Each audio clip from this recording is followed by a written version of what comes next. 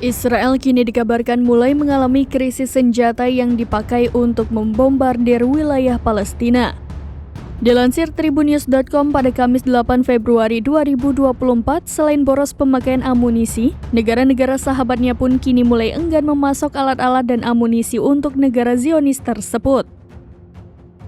Dikabarkan dua negara anggota Pakta Pertahanan Atlantik Utara atau NATO, Belgia dan Italia sepakat untuk menghentikan semua ekspor senjata, amunisi perang serta bahan peledak bubuk mesiu ke Israel. Penangguhan tersebut dilakukan setelah Mahkamah Internasional menentang invasi dan aksi genosida yang dilakukan Israel. Hal ini menyebabkan lonjakan korban jiwa yang mencapai 27.000 orang, sebagaimana dikutip dari laporan media Turki Anadolu Agency. Dalam keterangan tertulisnya, pemerintah regional Wallonia di Belgia menjelaskan bahwa pihaknya akan mengambil langkah tegas terhadap tindakan genosida yang dilakukan Israel. Salah satunya adalah dengan menangguhkan dua izin yang diberikan kepada perusahaan PB Clermont yang kerap memasok senjata ke Israel.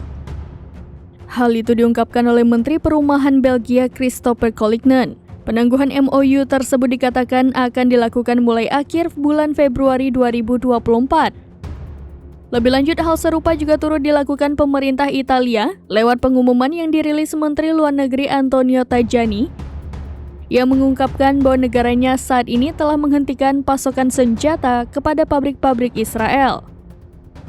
Meskipun Perdana Menteri Israel Benjamin Netanyahu terus mendesak agar segera mengirimkan senjata tambahan ke tentara yang berada di jalur Gaza, sebagai informasi selain Belgia dan Italia, sejumlah negara besar lainnya telah lebih dulu melakukan langkah serupa dengan memutus semua kerjasama ekspor senjata.